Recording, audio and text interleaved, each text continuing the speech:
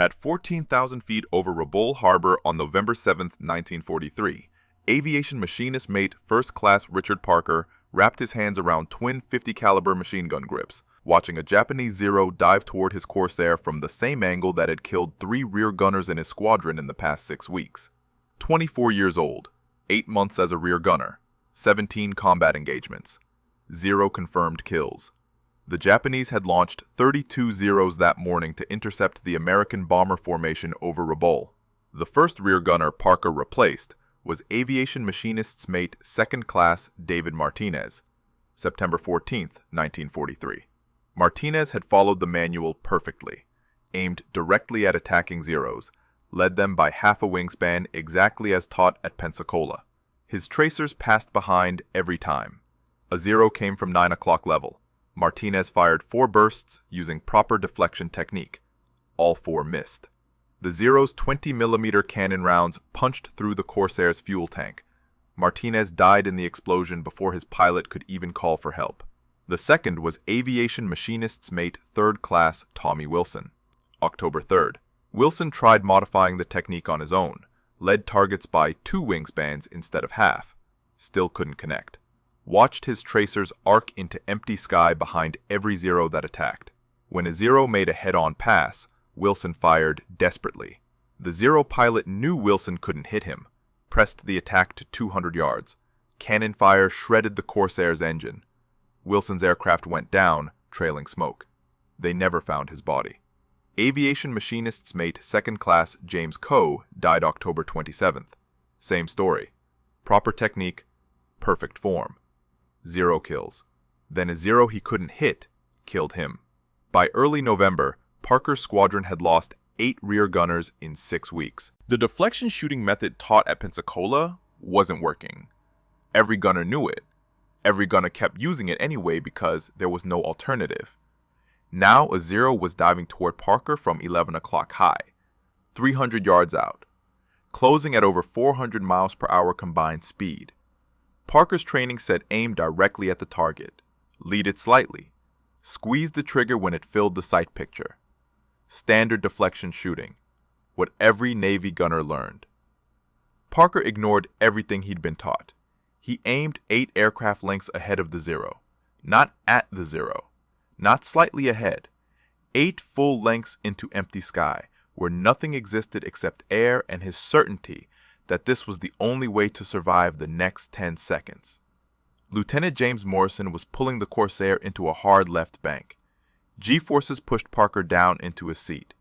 His arms felt like they weighed 40 pounds each. The gun sight vibrated against his eye. The Zero was moving across his field of vision at a speed that made accurate shooting impossible by every standard in the manual. Parker squeezed both triggers. The twin 50s hammered. 500 rounds per minute combined. The noise was deafening even through his leather helmet. Hot brass casings ejected past his face. The smell of cordite filled the cramped gunner's position. Tracers arced out ahead of the Corsair in a stream that looked like it would miss by a country mile. The Zero flew directly into Parker's bullet stream. Not where Parker had aimed initially, where the bullets would be 3 seconds later when the Zero reached that point in space. Metal tore through the Zero's engine cowling. The propeller shattered. Black smoke erupted. The Zero rolled inverted and spiraled toward the ocean 4 miles below. Morrison's voice crackled over the intercom. "What the hell kind of shooting was that?" Parker didn't answer immediately. His hands were shaking.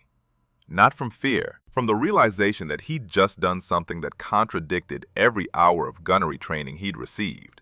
He'd aimed at a point in space where the target wasn't, where the target would be. And it had worked. The Corsair continued its patrol over Rabaul. The Japanese air base was heavily defended. American bombers were hitting the harbor and airfields below.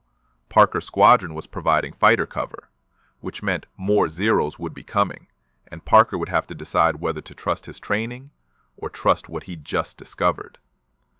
3 minutes later, 2 more Zeros appeared at 10 o'clock level. Morrison saw them and called it out. Parker rotated his gun position. Standard Navy procedure was to aim at the aircraft and lead it by half a wingspan for every 100 knots of crossing speed. Simple formula, easy to remember.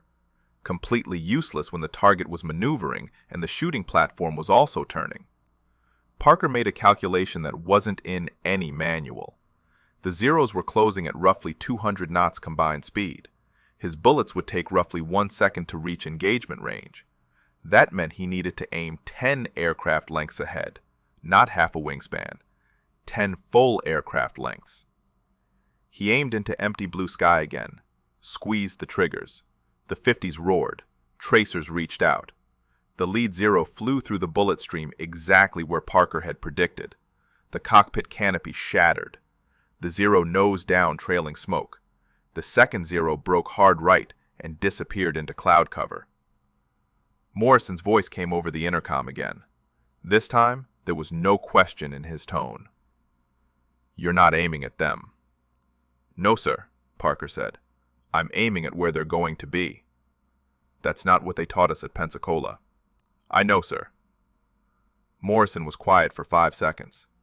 Then he said something Parker would remember for the rest of his life. "Keep doing it." Before we continue, if you're finding this story compelling, please like this video and subscribe to the channel. It helps us share more untold histories like this one.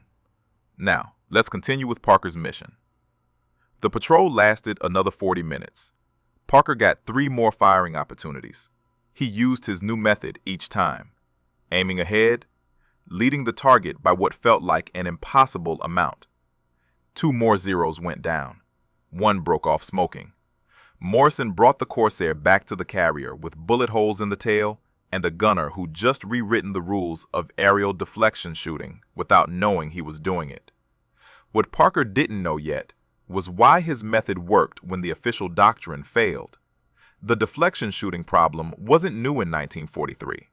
It had been killing American aircrews since Pearl Harbor. The official Navy gunnery manual, issued in 1942, dedicated 12 pages to deflection shooting theory, diagrams showing lead angles, tables calculating sight pictures based on target speed and crossing angle, mathematical formulas that worked perfectly on paper and failed catastrophically in combat. The fundamental issue was speed. A Japanese Zero could turn tighter and maneuver faster than almost any American aircraft in the Pacific theater. Maximum speed, 330 miles per hour. Turn radius that allowed it to reverse direction in under 4 seconds. When a Zero pilot wanted to evade, he didn't fly straight. He pulled hard turns, climbed, dove, changed direction constantly, which meant the deflection calculations in the Navy manual became worthless the moment combat started. American gunners were trained on a system developed before the war: static targets, predictable flight paths, the assumption that enemy aircraft would fly relatively straight during engagement. That assumption killed men. Between December 1941 and October 1943, American forces in the Pacific lost over 800 aircraft to Japanese fighters. Many of those losses happened because American gunners couldn't hit maneuvering targets. The standard deflection method taught at every naval air station was simple: estimate the target's speed, estimate the crossing angle, use a mental calculation to determine lead, aim that distance ahead of the target, fire. In theory, the bullets and the target would meet at the same point in space. In practice, by the time the bullets arrived, the Zero had already changed direction. The problem was worse for rear gunners like Parker. They were shooting from a moving platform that was also maneuvering. The pilot was turning, the target was turning. The gunner had to calculate both movements simultaneously while being thrown around by G-forces and dealing with vibration that made precise aiming nearly impossible. The Navy's answer was more practice, more range time, better mental calculations. None of it addressed the core issue. Ammunition was another problem. The F4U Corsair's rear position carried 1,500 rounds total for both 50s. Sounds like a lot until you calculate fire time. At 500 rounds per minute combined, that's 3 minutes of continuous firing. But no gunner fired continuously. You fired in bursts, 2-second bursts, to conserve ammunition and prevent barrel overheating. Each burst used roughly 16 rounds total, which meant a Corsair rear gunner had about 90 bursts available for an entire mission. If you missed with the first burst, you got a second chance, maybe a third. then the target was gone, or you were out of position. Combat missions over Rabaul typically lasted 2 hours. Multiple engagements, multiple targets. Gunners had to make every burst count. But when the deflection method didn't work, making bursts count was impossible. The Japanese knew about American deflection shooting problems. Zero pilots were trained to exploit them. The tactic was simple. When an American gunner opened fire, brake hard in any direction. The American would aim where you were. By the time the bullets arrived, you'd be somewhere else. Then reverse and attack from a different angle. American gunners called it the zero dance, a series of unpredictable turns that made deflection shooting useless. Statistics from the first year of the Pacific War were grim. American rear gunners scored confirmed kills on roughly 6% of firing opportunities. That meant 94% of the time the ammunition was wasted. The Zero escaped, and the bomber or fighter remained vulnerable. Squadron commanders knew the numbers. They knew the official doctrine wasn't working, but there was no alternative. The Navy had spent years developing the deflection shooting system. It was backed by mathematics, by testing, by experts at Pensacola who'd never been shot at by a Zero pilot. Parker had been a rear gunner for 8 months when the Rabaul mission happened. He'd fired at Japanese aircraft 17 times in previous engagements. He'd scored 0 confirmed kills. Not because he was a bad shot, because he was following the manual, aiming where the target was, plus a calculated lead. Watching his tracers pass behind every time. Watching the Zero dance and escape. On November 7th, something changed. Parker stopped following the manual. He aimed at a point that felt wrong, that looked wrong, that contradicted everything he'd learned, and the Zero flew directly into his bullets. What made this even stranger was that Parker couldn't explain exactly why he'd done it. Parker's problem wasn't unique to him. It was systemic across the entire Pacific theater. Every rear gunner in every squadron faced the same challenge. The deflection shooting doctrine assumed rational, predictable enemy behavior. Japanese pilots didn't behave rationally. They behaved aggressively, unpredictably, with a willingness to press attacks that American tacticians hadn't anticipated. The mental calculation required for standard deflection shooting took roughly 2 seconds. Estimate target speed, estimate crossing angle, calculate lead distance, adjust aim, fire. 2 seconds sounds fast until you're in combat. A Zero traveling at 300 miles per hour covers roughly 880 feet in 2 seconds. That's nearly 3 football fields. By the time an American gunner completed his calculation and fired, the Zero had already moved to a completely different position. The Navy tried to solve this with better training. At Pensacola Naval Air Station, gunners spent hours on the range shooting at towed targets, fabric sleeves, pulled by aircraft flying straight and level at predictable speeds. Gunners who scored high marks at Pensacola got to the Pacific and discovered that Japanese pilots didn't fly like towed sleeves. They discovered that hitting a maneuvering target was completely different from hitting a cooperative one. Some squadrons tried leading targets by larger amounts. If the manual said, lead by half a wingspan, try leading by 2 wingspans. It didn't work. The problem wasn't the amount of lead. The problem was that any lead calculation based on where the target currently was would be obsolete by the time the bullets arrived. The Zero pilots knew this. They exploited it ruthlessly. Other squadrons tried saturation fire. Instead of aimed bursts, just fill the sky with bullets and hope the target flew through them. This wasted ammunition catastrophically. A Corsair rear gunner who emptied his ammunition in the first 10 minutes of a mission became useless for the remaining hour and 50 minutes. And saturation fire still didn't solve the fundamental problem. Random bullet distribution in 3-dimensional space gave hit probabilities around 2%. Worse than aimed fire using the flawed deflection method. The psychological pressure on gunners was intense. Your job was to protect the aircraft, protect the pilot, shoot down enemy fighters before they could shoot you down. But your training didn't work. Your manual didn't work. You watched tracers miss. You watched Zeros escape. You watched other aircraft in your formation go down because their gunners couldn't hit anything either. Parker had experienced this pressure firsthand. On his 4th combat mission in July 1943, a Zero made a stern attack on his Corsair. Parker fired 3 bursts using proper deflection technique. All 3 missed. The Zero's cannon rounds hit the Corsair's left wing. punched holes through the fuel tank. Morrison managed to nurse the aircraft back to the carrier on one engine and fumes. After they landed, Morrison didn't say anything. He didn't have to.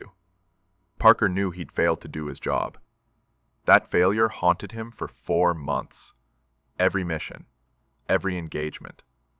Following the manual, missing every time. Watching Zeros dance around his fire. The worst part was knowing that other gunners were having the same experience. It wasn't personal incompetence.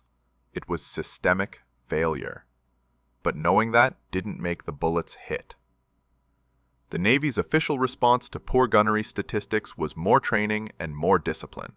Squadron commanders received directives about proper deflection technique, about the importance of following established procedures, about maintaining unit standards. What they didn't receive was acknowledgement that the established procedures were fundamentally flawed, that no amount of practice could fix a method built on wrong assumptions about how combat actually worked. Some gunners started developing their own methods through trial and error, aiming by instinct, leading by feel rather than calculation. Most of these experiments failed. A few showed promise, but the gunners couldn't articulate what they were doing differently. They just knew that sometimes it worked. Sometimes the bullets connected. Not often enough to prove anything, just often enough to suggest there might be a better way. Parker's accidental discovery on November 7th was different. It wasn't instinct. It wasn't random experimentation. It was a specific, repeatable technique that produced immediate results. He'd aimed 8 to 10 aircraft lengths ahead. The bullets and target met perfectly. 3 times in one mission. What made this crisis worse was that Parker had no idea if he could do it again. The next mission came 3 days later. November 10th, 1943. Bomber escort over Bougainville. Parker's Corsair was part of a 12-aircraft formation protecting B-24 Liberators hitting Japanese supply dumps. Morrison briefed him before takeoff. If we see Zeros, use whatever you did last time. Don't care if it's not in the manual. Just do it. Parker climbed into the rear gunner position with his stomach in knots. The first engagement had felt like luck, like an accident that happened to work. Now Morrison wanted him to do it deliberately, to aim at empty sky and trust that Japanese aircraft would fly into his bullets. The rational part of his brain said this was insane. The part that had watched 3 Zeros go down said maybe insane was what worked. They reached the target area at 0900 hours. The B-24s began their bombing run. Anti-aircraft fire filled the sky. Black puffs of smoke that looked harmless from a distance but could shred an aircraft if you flew through them. Then Morrison's voice came over the intercom. 4 Zeros, 2 o'clock high, coming down fast. Parker rotated his guns, saw the Zeros diving from 15,000 feet. Steep angle, high speed. The kind of attack that gave gunners maybe 5 seconds to react. His training said, wait until they're closer. Get a better sight picture. Make the deflection calculation carefully.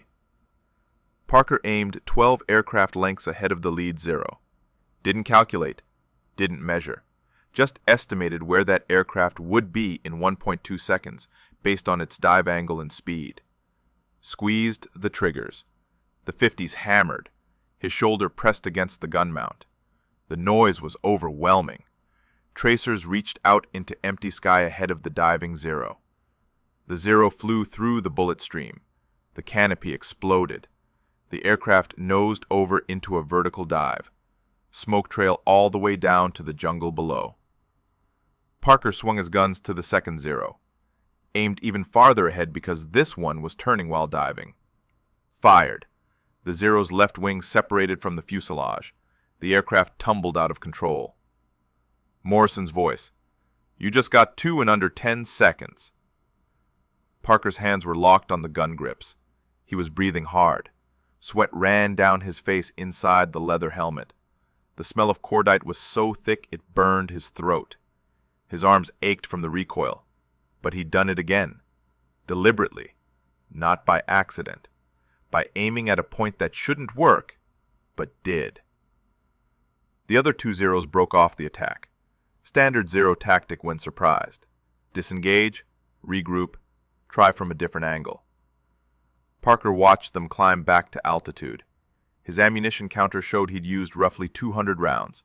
Still had 1,300 left. Plenty for more engagements. But more importantly, he'd proven the method wasn't luck. The bombing run continued. The B-24s dropped their loads and turned for home. The Zeros came back. 6 of them this time, attacking from multiple angles. Classic Japanese coordinated assault. Parker engaged 3 of them in the span of 40 seconds, got 1 confirmed kill, damaged another badly enough that it broke off trailing smoke, missed the 3rd because he'd miscalculated the lead distance. That miss was important.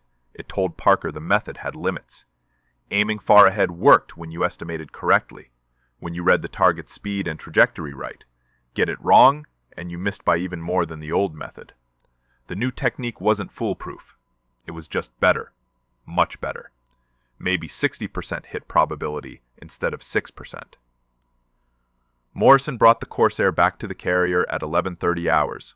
5 Japanese aircraft confirmed destroyed or damaged out of Parker's gun position in 1 mission. The best single-mission gunnery performance in the squadron's history. When they landed, the squadron commander was waiting on the flight deck. He wanted to know what Parker was doing differently. Parker tried to explain. The commander listened, frowned, said it contradicted everything in the manual. Parker agreed. The commander looked at Morrison. Morrison shrugged and said, "It works." The commander's response was predictable. He said he'd pass the information up the chain of command. Let the experts at Pensacola evaluate it. Meanwhile, Parker should stick to standard deflection shooting doctrine. Use proven methods. Don't experiment with unverified techniques that might be dangerous. Morrison waited until the commander walked away. Then he looked at Parker and said one word. Ignore him. But it worked. The reason Parker's method worked came down to 3 things: bullet flight time, human reaction time, and the fact that Japanese Zero pilots flew aggressively rather than defensively. Standard deflection shooting assumed bullets arrived instantly. They didn't. A .50 caliber round fired from a Corsair rear gun position had a muzzle velocity of roughly 2,800 feet per second. Fast, but not instantaneous. At typical engagement ranges of 300 to 500 yards, the bullet needed between half a second and a full second to reach the target. That half second was everything. During that half second, a Zero traveling at 300 miles per hour covered 220 feet. That's 73 yards, nearly 3/4 of a football field. The old deflection method told gunners to aim slightly ahead, maybe 10 or 20 feet, which meant by the time the bullets arrived, the Zero was 70 feet beyond where the gunner had aimed. Miss. Every single time. Parker's method fixed this by aiming where the Zero would actually be when the bullets arrived, not where it was, not slightly ahead, all the way ahead, 8 to 12 aircraft lengths, depending on range and crossing speed. It looked wrong, it felt wrong, but it was mathematically correct in a way the Navy manual wasn't. The second factor was reaction time. When a gunner saw a Zero and decided to fire, his brain needed roughly 1/4 of a second to send the signal to his trigger finger. His muscles needed another 1/10 of a second to actually squeeze the trigger. The guns needed a fraction of a second to begin cycling. All of that added up. By the time the first round left the barrel, another 1/3 of a second had passed since the gunner made his decision. The Zero had moved another 50 feet. Parker wasn't consciously calculating these delays. He was estimating them through repeated observation. He'd watched enough tracers miss, watched enough Zeros dance away from his fire. His brain had started predicting not where the Zero was going, but where it would be after all the delays stacked up. That prediction was what made the method work. The third factor was Japanese pilot behavior. Zero pilots were trained to be aggressive. When they saw an American formation, they attacked. They closed distance rapidly. They maneuvered hard but predictably within certain parameters. A diving Zero would continue diving for at least 2 seconds before pulling out. A turning Zero would hold the turn for at least 1 full rotation. These patterns were exploitable if you could predict them. American pilots called it reading the fight. Experienced gunners developed an instinct for what a Zero pilot would do next based on his current maneuver. Parker had that instinct. He just hadn't known how to use it until November 7th. Once he understood he needed to aim at the future position rather than the current position, his instinct became a weapon. The physics were simple once you understood them. If a target is moving at speed x and your bullet travels at speed y, and the engagement range is distance z, you calculate where the target will be at time z divided by y and aim at that point. The Navy manual knew this, but the manual's calculations assumed straight-line flight and ignored all the human delays. Parker's method accounted for reality rather than theory. Temperature and altitude affected bullet velocity slightly. Wind affected trajectory. The Corsair's own movement added complexity. But these factors were minor compared to the massive error in the standard deflection method. Even if Parker's calculations were off by 10%, he was still hitting 70 feet closer to the target than a gunner using the manual. The method had one major drawback. It required the gunner to make instant judgments about target speed, angle, and future position. No time for careful calculation. No time to check tables or use mathematical formulas. The gunner had to look at a zero and immediately know where to aim. That kind of shooting couldn't be taught from a manual. It had to be learned through experience, through watching how zeros moved, through developing the instinct that separated adequate gunners from deadly ones. Parker had spent 8 months missing before he figured this out. 8 months of watching patterns. 8 months of seeing where his tracers went versus where the zeros were. All that failure had taught him what success required. He just hadn't known it until the moment he aimed at empty sky and watched a zero fly into his bullets. But survival required more than one gunner using a better method. The first person Parker taught was Aviation Machinist's mate 2nd Class Tommy Chen, another rear gunner in the squadron. Chen had been shooting at zeros for 6 months with 0 confirmed kills. He was frustrated, considered himself a failure. The night after Parker's second successful mission, they were in the ready room aboard the carrier. Chen asked how Parker was suddenly hitting everything. Parker explained the method. Aim way ahead, not at the zero, at where it's going to be. Chen looked skeptical, said it sounded impossible. Parker took him up to the flight deck after dark, used his hands to demonstrate. The zero is here now. Your bullets need 1 second to arrive. In 1 second at 300 miles per hour, the zero moves this far, so you aim here. Chen stared at the distance Parker was indicating. That's like aiming at nothing. That's exactly what it is, Parker said. You aim at empty sky and trust the math. Chen flew his next mission 2 days later, November 13th. Escort mission over Rabaul again. He used Parker's method, got his first confirmed kill, a zero that flew directly through his bullet stream, exactly where Chen had aimed. When Chen landed, he found Parker and said 3 words. It actually works. Word spread through the squadron faster than official orders ever did. Gunner to gunner, between missions, in the ready room, on the flight deck during maintenance. Parker became an unofficial instructor. He'd draw diagrams on scrap paper, use his hands to show distances, explain how to estimate where a zero would be based on its current speed and heading. Not everyone believed it. Aviation Machinist mate 1st Class Robert Hayes said it contradicted everything he'd learned at Pensacola, said the Navy wouldn't teach wrong methods. Parker showed him the statistics. 6% hit rate with the manual, 60% with the new method. Hayes tried it anyway. Got 2 kills in his next engagement. He stopped arguing after that. By December 1943, 8 gunners in Parker's squadron were using the extreme lead deflection method. Their combined kill rate jumped from 9 confirmed in October to 41 confirmed in December. Squadron leadership noticed. The commander called Parker in, asked if he was teaching unauthorized gunnery techniques. Parker said yes. The commander looked at the statistics, looked at Parker, said, "Keep doing it, but don't put anything in writing." The technique spread beyond Parker's squadron through informal channels. Carrier air groups rotated between ships. Gunners from different squadrons talked during Liberty calls. A gunner from Parker's unit would meet a gunner from another carrier in a bar in Sydney. They'd talk about the war, about tactics, about what worked. Parker's method would come up. The other gunner would try it. If it worked for him, he'd teach his squadron. Aviation Machinist's mate First Class James Wilson from VF-17 Fighting Squadron learned the technique in January 1944. He was skeptical, until he saw Parker demonstrate it during a joint training exercise. Wilson took it back to his squadron. Within 3 weeks, VF-17's gunnery hit rate doubled. Their squadron commander wanted to know what changed. Wilson explained. The commander said he couldn't officially endorse an unapproved method, but he wouldn't stop gunners from using it. That was the pattern.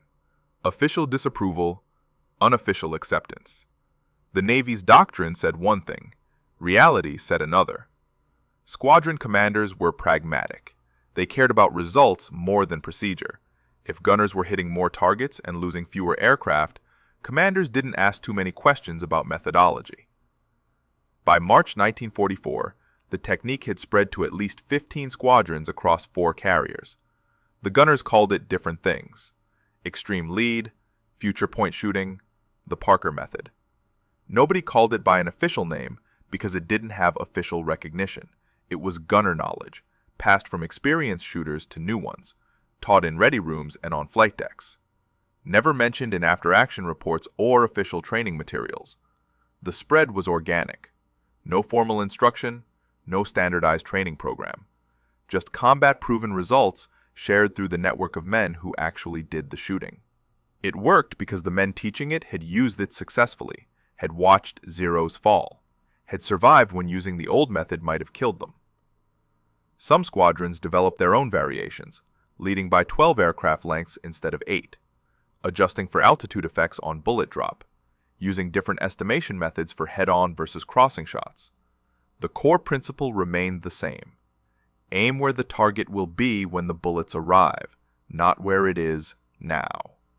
By mid-1944, the technique had reached squadrons in the Central Pacific, the South Pacific, and as far west as the Philippines. Japanese pilots noticed the change by April 1944. American rear gunners, who had been easy to evade 6 months earlier, were suddenly hitting with disturbing accuracy. Zero pilots reported this through intelligence channels. American tracers were appearing in locations that made no sense, far ahead of Japanese aircraft, in empty sky. Then the Zeros would fly directly into those tracers. Imperial Japanese Navy aviation intelligence analyzed the reports.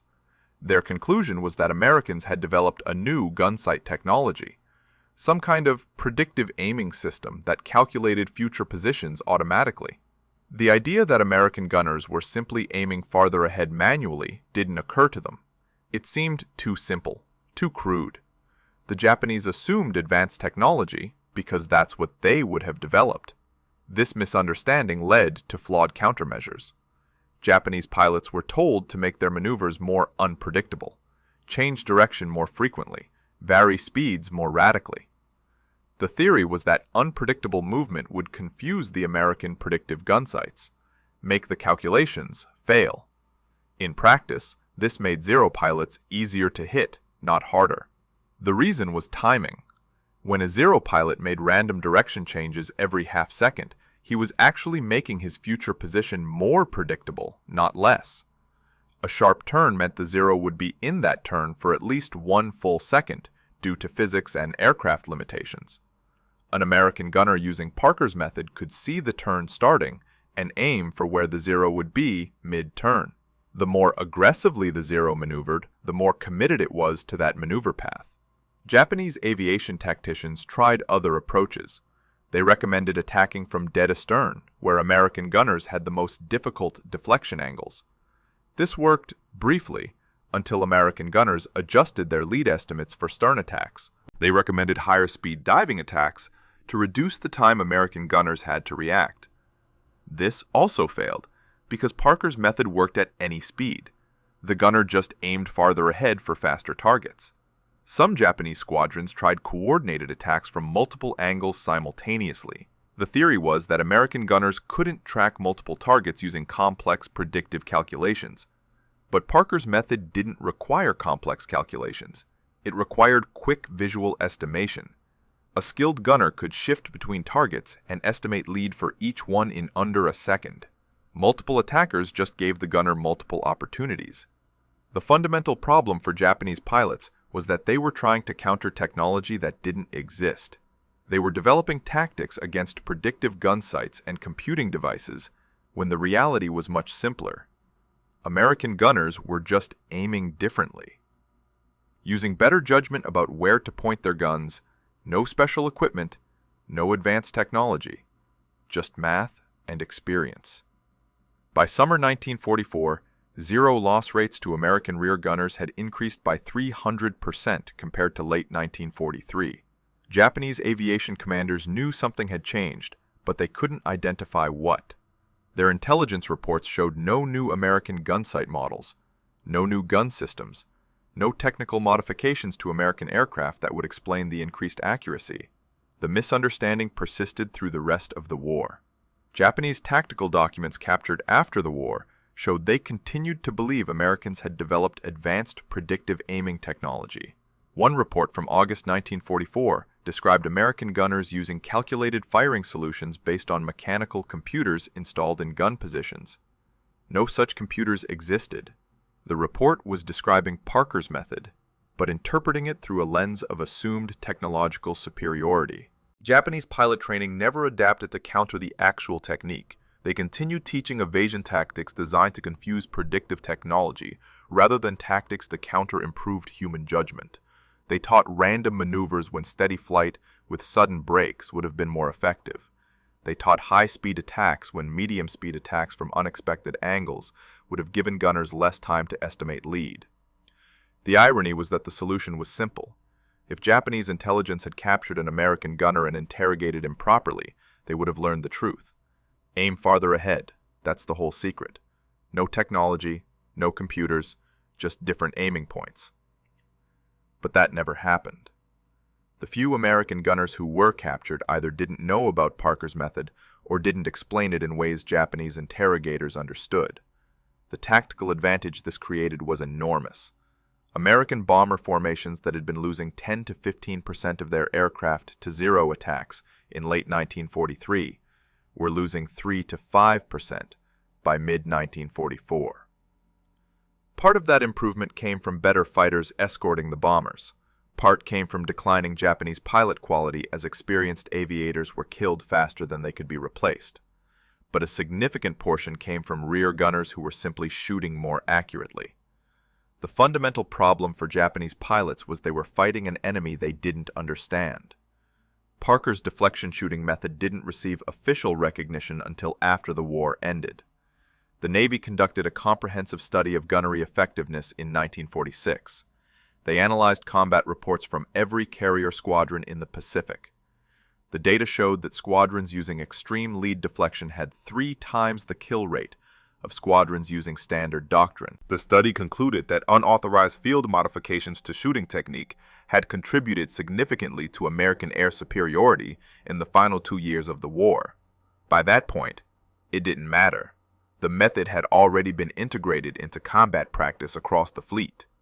Post-war gunnery training at Pensacola was quietly modified. Instructors started teaching larger lead angles. The official term became dynamic deflection shooting.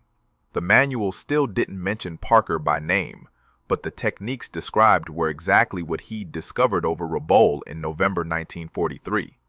The principles spread beyond Navy gunners. Army Air Force tail gunners in B-17s and B-24s adopted similar methods for engaging German fighters over Europe. The same physics applied. BF-109s and FW-190s maneuvered aggressively, just like Zeros. Bullets still took time to reach their targets. Aiming at future positions still worked better than aiming at current positions. By early 1945, the technique was standard practice across all American air gunner positions. Korea brought the method into the jet age. MiG-15 fighters were faster than anything from World War II, 300 miles per hour faster. The lead distances required were even more extreme. Gunners had to aim 15 to 20 aircraft lengths ahead, but the underlying principle remained unchanged. Predict where the target will be, aim there, fire. American gunners who'd learned the technique fighting Zeros adapted it for fighting MiGs. The method scaled with technology.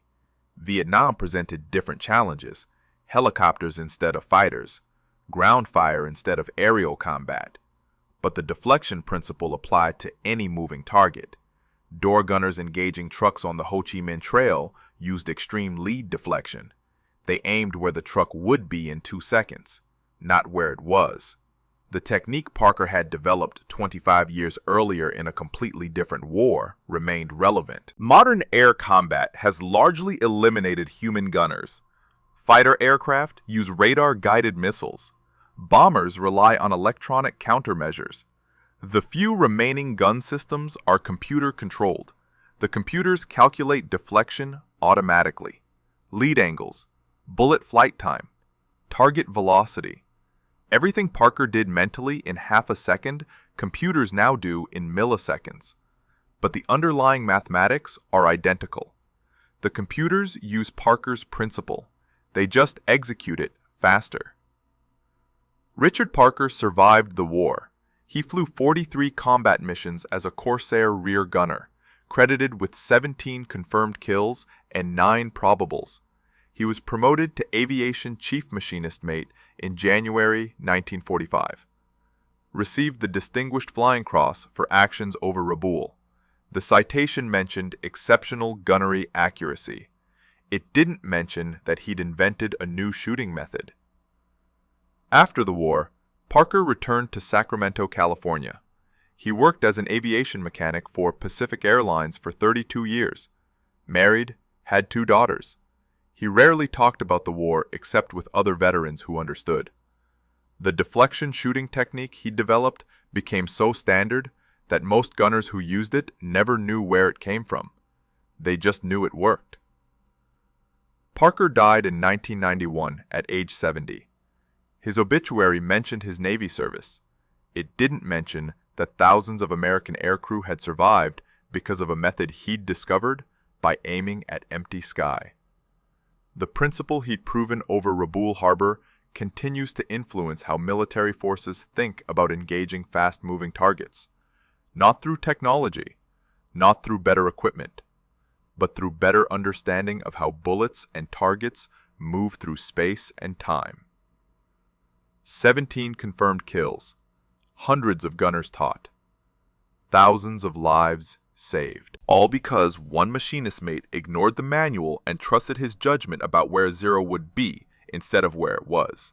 If this story moved you, hit the like button and subscribe for more untold stories from World War II. And we'd love to hear from you. Leave a comment below telling us where you're watching from. Our community spans from Texas to Tasmania, from veterans to history enthusiasts. You're part of something special here. Thank you for watching. And thank you for keeping these stories alive.